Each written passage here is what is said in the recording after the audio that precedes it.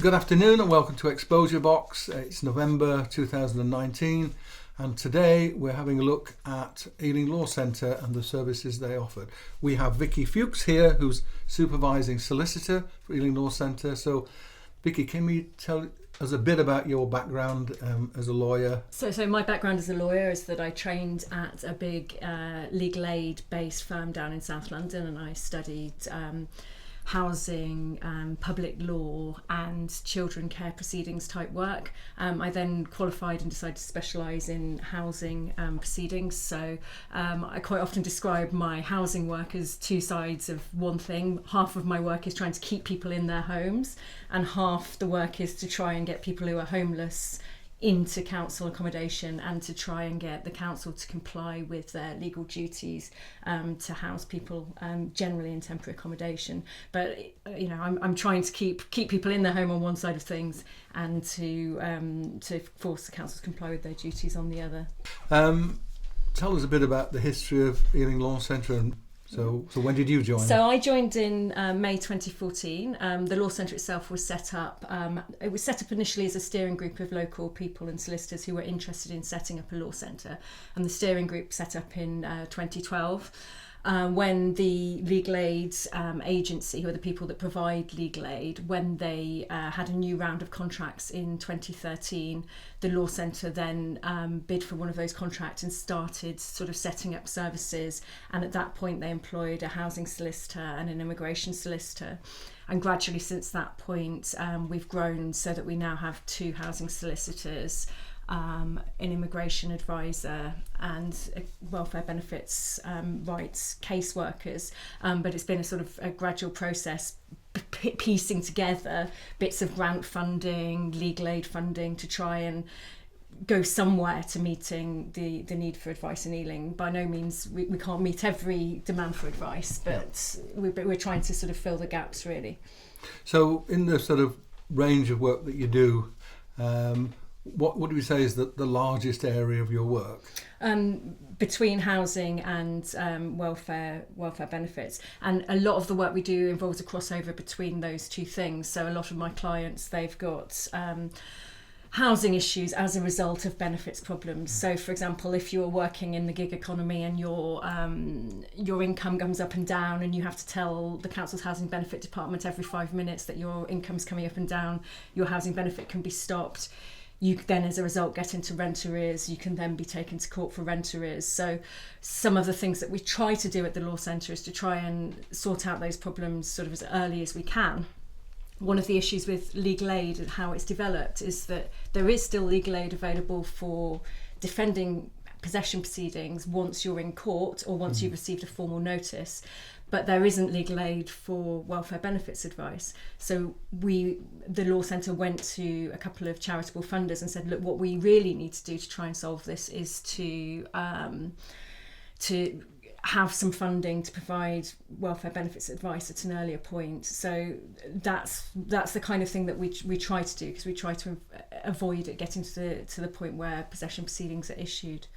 We often read and hear about universal credit, and I understand that for a few months now, possibly longer than a few months, that universal credit is being introduced in Ealing, and I suspect it's introduced with new claimants first. Yes. So to what extent does that work take up a lot of your time? It does take up a lot of the time, because I think it was November 2018 where Ealing brought a universal credit in for anyone that was making a new claim for the benefit.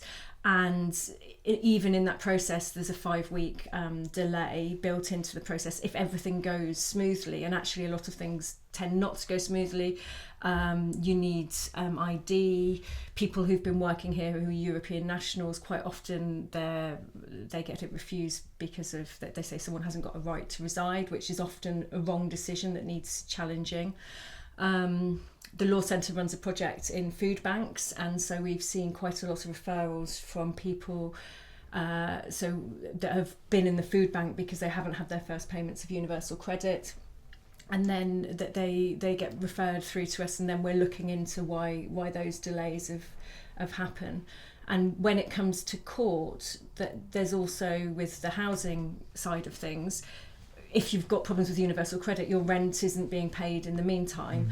So, for example, I had one client who had just simply misunderstood the form. So the form says, do you get your, and it's an online form, do you get your rent, do you pay rent? And now if you've had your rent paid by housing benefit for a long period of time, someone could quite happily just tick, no, I don't pay rent, the council pays rent. Yep. And so I've seen people start to get universal credit, but the housing element of that benefit not being in payment.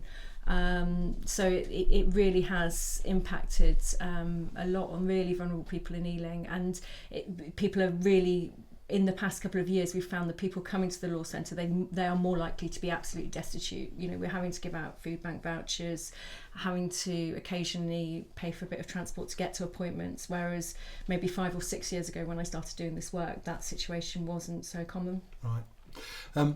Just a question about the development of your organisation. I know that a number of libraries are being lined up as community managed libraries, and I know that you, along with one other company, have put in a bid for Hanwell Library. Without going into too much details of what's in your business plan, explain the logic behind that and how that might work. So obviously we would prefer it if the library was to be open, stay open, managed by the council. Given the situation, the Law Centre's trustees decided that we did want to put in a bid to manage it. The idea was that we could keep the library service and hopefully improve the basic, the core library service that everyone wants, but also to integrate the Law Centre into that, in that the idea would be to place the Law Centre at the top in the first floor of the library, which is currently used for other offices, but then to have sort of synergy between the volunteers that are at the library and at the law centre, so we would pick up sometimes these issues. A lot of vulnerable people do use the library to try and claim universal credit, to pick up on these problems, so that we would be somewhere where people did need us. And then the other thing is that there is areas of law at the law centre that we can't cover at the moment, mainly due to not having enough space to do things like pro bono clinics in the evening. So if we were to get that facility, we'd be looking at trying to expand some of the things that the Law Centre does, sort of pro bono clinics in family and employment law advice, which at the moment we can't cover. And we know when people are calling in that it's just we really struggle to refer or signpost to anyone else. Right. So it's a real need in Ealing. Probably the final question is, how do you see the service growing? What are the major challenges that are coming up in the next couple of years? Is it capacity?